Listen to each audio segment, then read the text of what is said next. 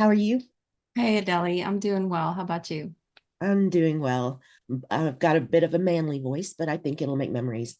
Yeah, I was gonna ask if you were feeling under the weather today. Yeah, so I was in Vegas last weekend and then I Mhm. got back and I was at a conference.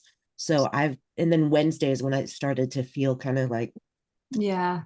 oh, in the last couple of days I've been kind of congested and, under the weather.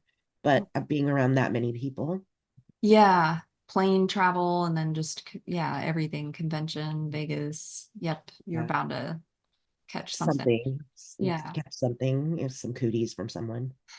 I hope you feel better soon. Thank you. Thank you.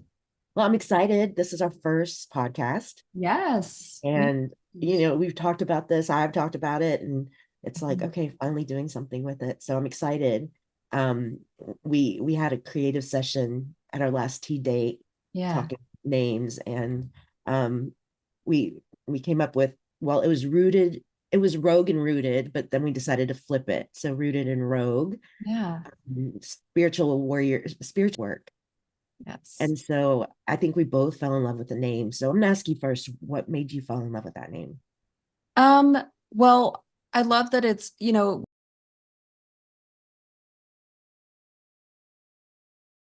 we're not just rebels that don't have a purpose. Like the purpose of the rebellion is kind of divine, it's kind of holy, and it's for the good of the world of humanity. There's and it's I think it's rooted in love and this desire to be better, make the world better. Yeah, that's kind of what spoke to me. Yeah. And that work is sacred, right? I mean, I think we've talked about leadership being a sacred duty. And I agree. And, the work is sacred and it's not really mainstream yet. I'll say Right. yes because I feel like it'll catch on. Um, but it's catching on. And Yes. so, if this is one small thing that we can do to, expand that, then I'm all in and excited about it. Yeah, me too. So today's topic, and I loved when you put this out, listen like a mystic, or at least like you care. Hmm. Yeah. And so this concept of a mystic, I know you did some research to prepare for, this episode. What did you learn about mystics? Yeah, I mean, when the topic came up, I kind of had, just a really vague idea about what a mystic meant, like what that means. And you know, looking more into it, it was really eye-opening. These are people that are looking for direct experience or some kind of communion or connection with the divine, however they understand that. Um, and some of the qualities in there really spoke to me. They're kind of universal, like they're not tribal. They may come from a certain religious background or spiritual practice, but they're really thinking about, how things are connected. There's a lot of introspection, a lot of humility and humbleness. So a lot of like setting aside of the ego. And I think that's where it kind of all made sense that it's it's a concept that belongs with listening, because those are all qualities of being a good listener, right? Is kind of setting your own agenda aside, your ego aside. And yeah, I think those are some great qualities. I think that, even if you don't want to be a mystic, I think there's something to learn there. So let's say I wanted to call myself a mystic. What are there certain qualities or traits that I would need to, apply to myself? I know you mentioned introspection. I think about Jesus Hmm. leaving, was it 40 days and Right. spending that time alone. And in a lot of the leadership books that I've read, that's what leaders do. They go off and spend time, whether it's journaling, walking, running, doing things alone to Hmm. hear. And so when we talk about listening, that introspection is listening. Wouldn't you agree? True. Yeah, that's a great perspective. Like I had not thought about it that way. I was kind of thinking more listening to others, but there's also listening to what's going on inside yourself and stepping away from, some of the overwhelm and the busyness. Yeah, such a great point. I can read off, I have kind of a list here and I can kind of read off and then Yeah. we can talk about, whatever strikes us from it. Okay. So one of the qualities of mystics across different traditions would be inner focus. So we talked about that. So this inward contemplative experience, so that's more important in their world than like the rituals or dogma that's kind of externally or, there for show or yeah.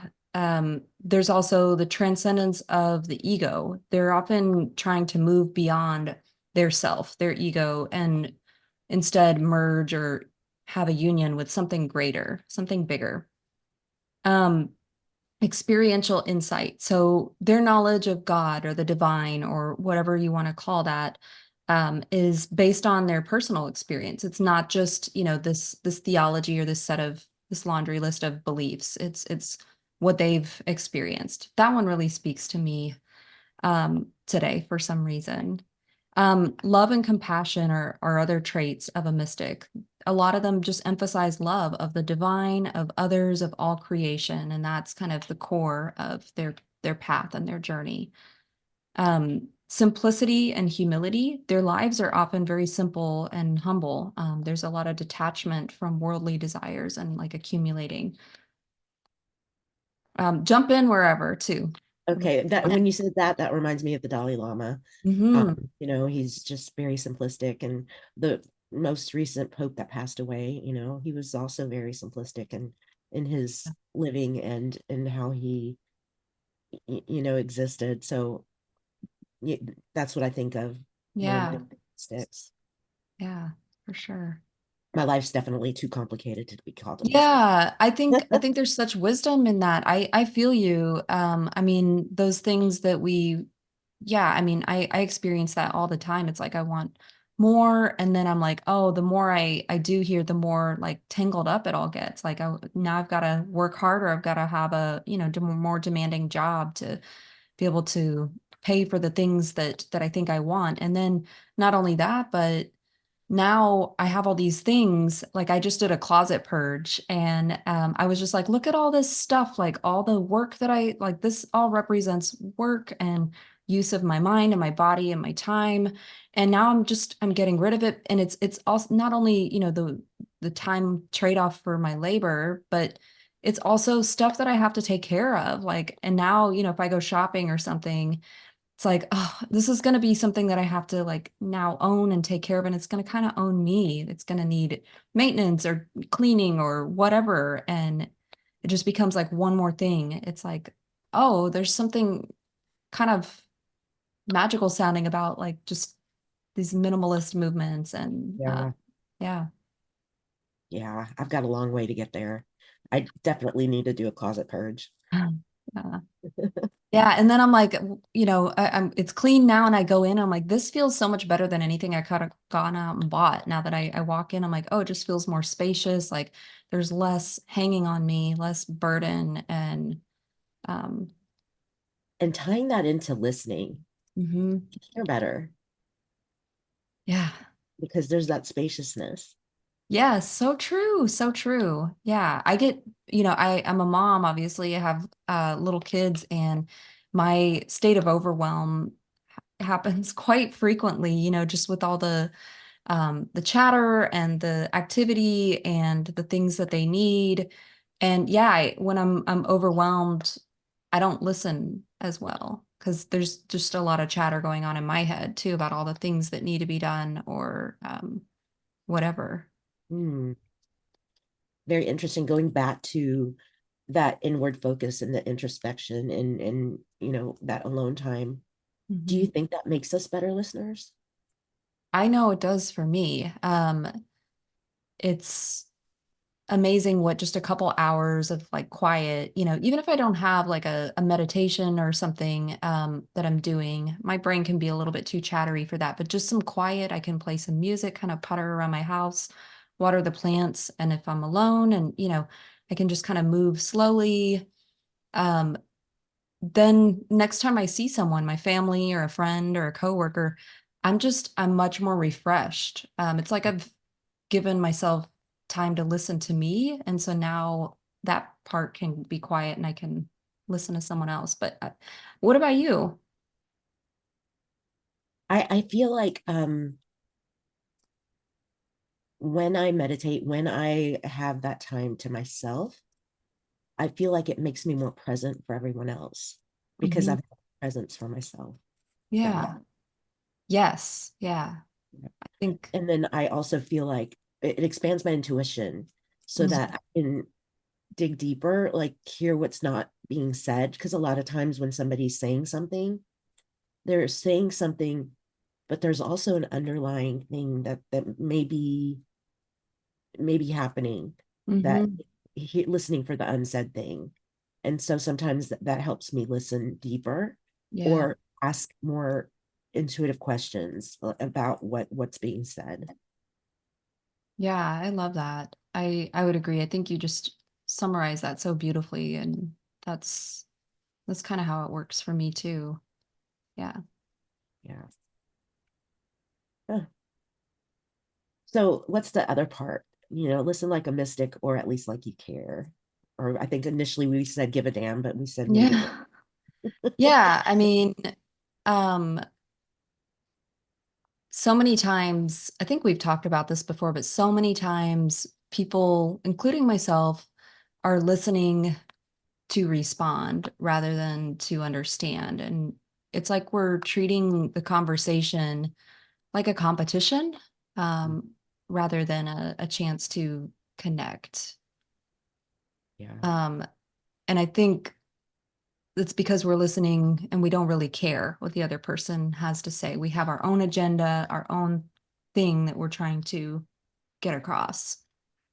Um, I have definitely seen that backfire on me, like in my career, working as a UX designer and researcher, as well as a product manager. A lot of my job is supposed to be to listen to my users or my customers, or my stakeholders, and be able to take that information, empathize, and transform that into a solution for them somehow. And then be able to also take that and translate it for the people who are going to help me build that solution. And so if I come to any of those conversations, like listening to respond, listening as a form of like competition and getting my own agenda across, I'm not really doing my job, and I'm not going to get the outcome that I want. Mm. Yeah. And it's interesting how much the competency, because listening I think is a competency, how Mhm. necessary it is in all of our roles, right? So, I can think back to when I was a director and you were our UX person, and not just UX, but you handled our product, right? And you went in and really listened to what people were telling you. You sat with them, you observed, you took it all in and really listened. And those were the times that I know our team was like, yes, these changes being made are exactly what we need. And so that was a gift to them, not just so much in you listening, but in the product that you provided for them. As users, they appreciated the ease of, you know, a very difficult product at the time. And then now in my consulting role, as a coach, I often have to listen, or a lot of times in teams, helping teams rebuild their morale and things like that. Mhm.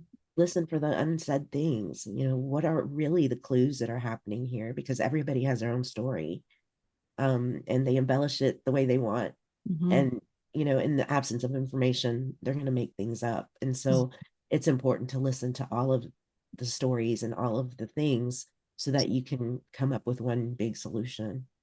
Yeah, definitely. I think something that you said sparked, I think it's probably true for you too. Like listening is more than just hearing the words that people are saying, but a lot of our communication is nonverbal. And so if we're also listening for that tone of voice, we're watching for subtle cues that they're making with their behavior, their posture.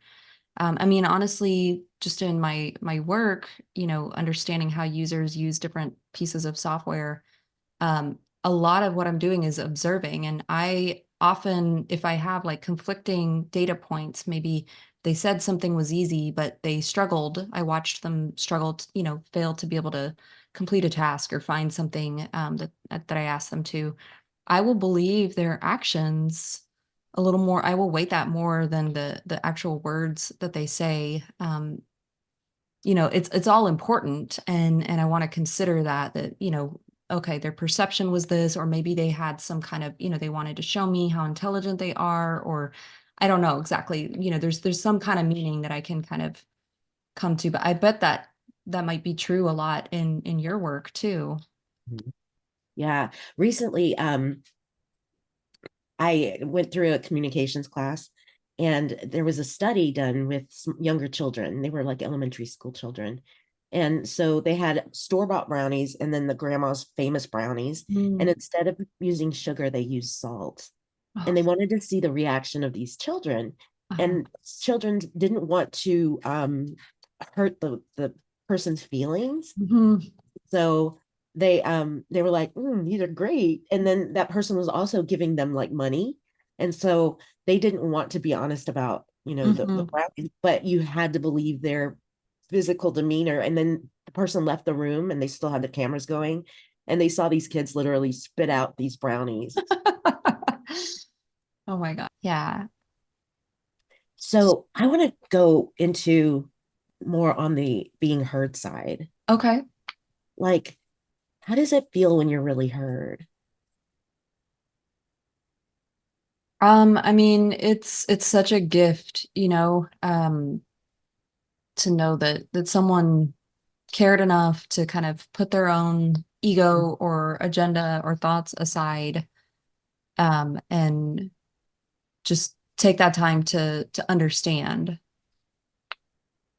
Yeah. What about, yeah, what about for you?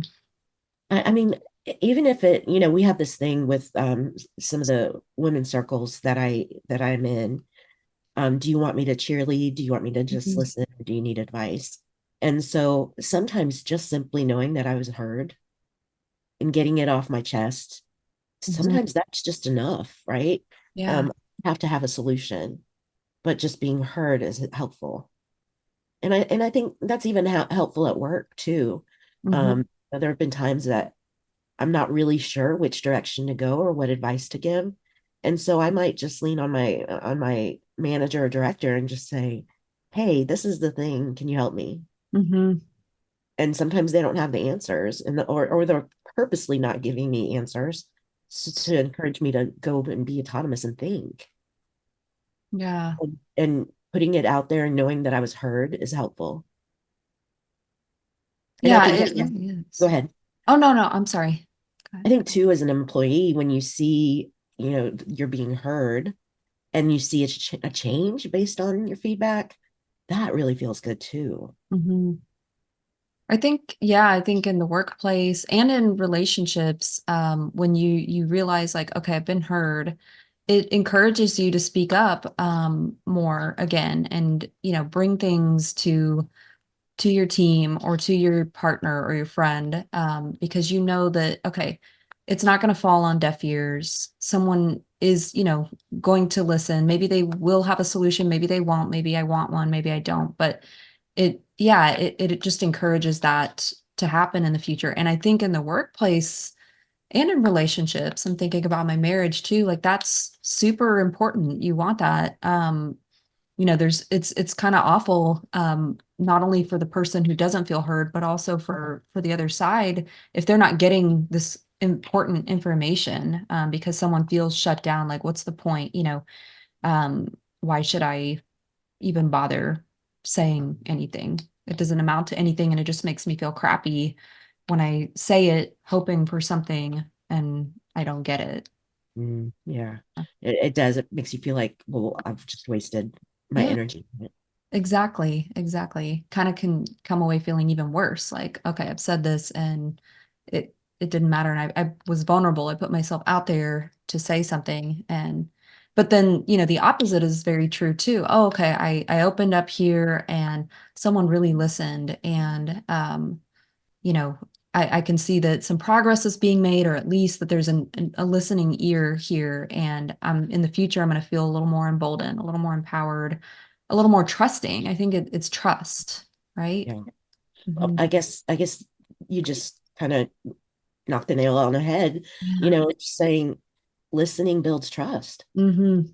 Yeah, I think so. Yeah. Yeah. And that's Wow. probably why therapy is so impactful for so many people, right? Because you go and there's someone who is there just to listen to you and probably not going to solve all your problems for you, but you're going to be able to, how do I say this? I think words are really magical. I think, and it's something that I love about the Harry Potter series at the very end, and it's kind of the author like doing this little playful thing where she has Dumbledore say, "Words are our most powerful source of magic." I'm misquoting it, I know, but I often think about that, and I'm like, yeah, I think they are a form of magic, and so um, if you can get things out there, sometimes you can understand how you even feel about something after you've been able to verbalize it, um, and you can release things too that have been kind of holding you down or back. Yeah, That's one thing I love about you is you play with words, and you're so playful with them that it makes it so fun, you thank you. know. Yeah. Yeah. I know we've had a lot of laughs just because of how you play with words. Yeah, word nerd here. Yeah, Nothing wrong with that. Yeah. So that's felt really good. Listening like a mystic, or at least like you care. yeah. I have a few other items on the list of like qualities of a mystic. We could talk Okay. that and see if anything else kind of sparks something. Okay, so we left off with like simplicity and humility, just sort of like detachment from worldly desires. And then next would be intuitive understanding. They often have a deep sense of knowing that transcends rational explanation. Mm. Let's expound on that one. Yeah, yeah. Say it again. Intuitive understanding. Mystics often have a deep sense of knowing that transcends rational explanation. I can relate to that because there have been times that I have just a deep sense of knowing that I Mhm. don't know where it comes from. Yeah, Um, and you can't try too hard for that because it just won't come. It's just yeah. something that, There's a you know, few thoughts that it kind of makes me think of. One is um I was reading some kind of article. I'm really into like psychology and stuff like that. And these psychologists were kind of theorizing and studying what is intuition actually like from this scientific point of view. And or what are empaths, and what they kind of theorize is that these are people who are really attuned to picking up the very subtle cues that people are communicating all the time, like subtle changes in someone's, expression on their face, or like a slight clenching of fists, or a way they're moving or holding their body, their shoulders, their feet, what they're doing with their hands. These are all like very subtle cues. And so people who are considered highly intuitive, empathic, are really reading those cues.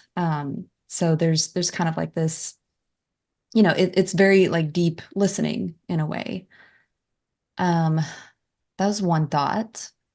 And then the other was I was just going back to what you were saying earlier, about when you give yourself time and you kind of have introspected, you've meditated or had, quiet, that you can connect to your intuition more and you can make those intuitive jumps and really pick up on things better. So there's some thoughts there. yeah, yeah.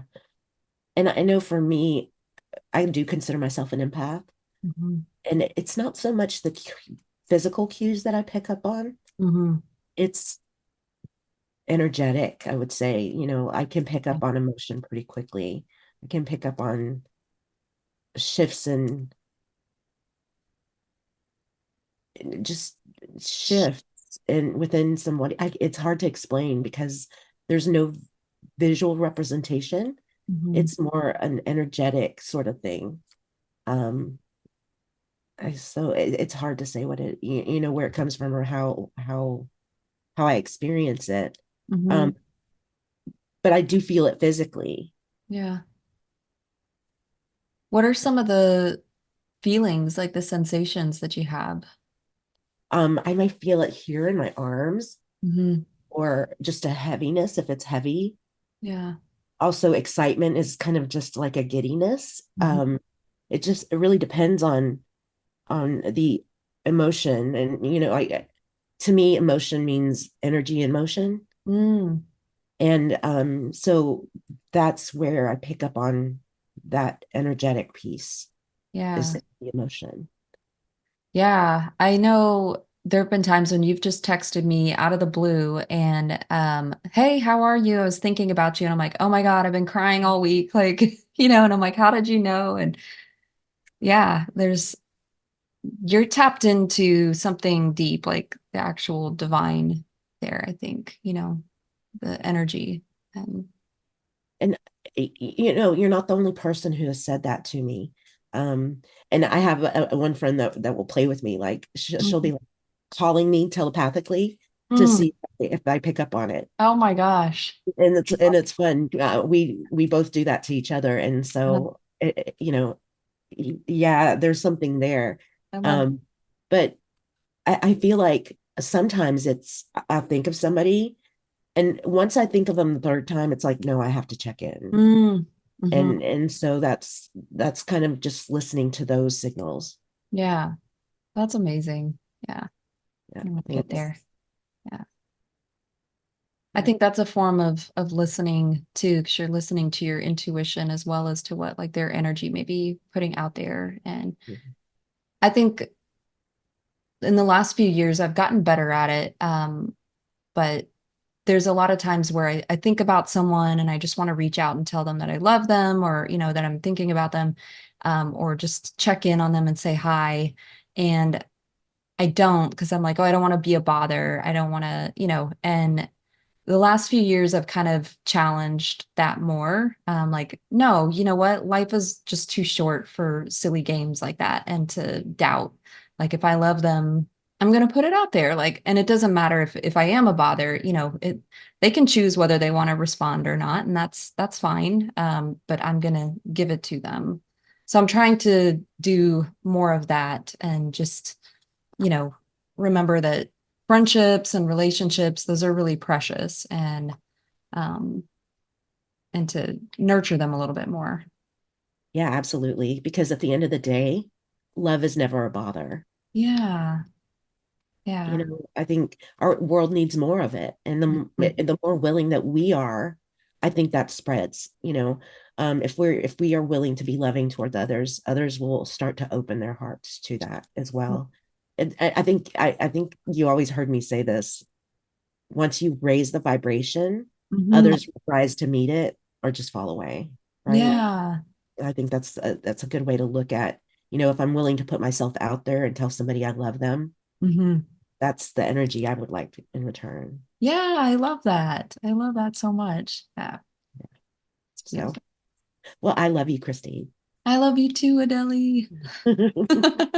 You're such a great blessing in my life. Thank you. Oh, you are to me too. I just it's just top-notch friendship. Like I feel so blessed. I don't know. Working with you was just the entrance into such a wonderful friendship. It's just great to connect with someone who's so full of love and light and also that we get each other and even when we don't, we're like, this is cool. Like you do you and Yeah. And seek to understand yeah, and respect each other yeah, because of where we are, and you know, and yeah, I think that's where unconditional love comes in, you know. yeah, I get it. And you be you, I be me. yeah. We can, you know, be happy in this world together. Yeah. I mean, I think I've told you this before, but there's definitely been a few ideas that you've shared with me where I'm like, ooh, that yeah, yeah, I need to I and could be out there. Yeah. yeah, but it's been great because it's, since I've choose to let that like challenge me. I think the biggest one for me was you saying that like children's souls choose their parents. And I was like, oh, like, mm. And The one that challenges people is I say, we chose to be here during this time. that too. Yeah. Hmm. You're like, oh, why do you Ooh, say that? yeah. Yeah. I honestly do feel like our souls chose to be here Mm, during the times that we're here. yeah. And even though we as human beings may hate it, our soul came here for this experience Hmm. or the work that needs to be done. Hmm. Yeah. Yeah. You're right. I think the beautiful thing about that idea and the, the similar one about, children choosing their parents, it's really empowering, right? Like Yeah, you're not a victim of your circumstance here. Like there's something to learn and something good that can happen out of that. And like after I, let that idea sit for a long time, like I'm talking years. I think you said this to me like 5, 6 years ago, and I was like, ugh, and it's always been there, so yeah, I love that you always have the courage to put those things out there, even when you know that like, oh, this may be a little controversial to someone or kind of ruffle things. yeah, It it's yeah, it helps me kind of think about, okay, what if that were true? What could life be like? yeah. And yeah. A total shift on perspective, right? Yes. And Yeah. I feel like we we've we've been programmed to be under victim mentality for so long Hmm. that realizing that we've chosen this is empowering. It's like, oh, all bets are off. This is on me. Yeah, and then you go out looking, for um ways that you can make that meaningful and like, okay, so my soul chose to be here. So what is my soul here to do then? And then you're looking for ways to bring more good, more light, more love into the world. Yeah, And yeah, yeah, instead of just feeling like that is such a better feeling than, oh, like, oh, everything's happening to me. I yeah, remember I don't know if you remember this, but when we worked together and we were working on that crazy product, at one point something broke and it was like such a mess to try to clean up. And you were like, this is happening for us. And I was like, what? For us? But yeah, I mean, I love how you like flip things around and, kind of consider, okay, like what happens if I, look at it from this side instead of just what we're kind of programmed to. yeah. Be doomed. Yeah, the doom and gloom. It's not serving anyone. Yeah.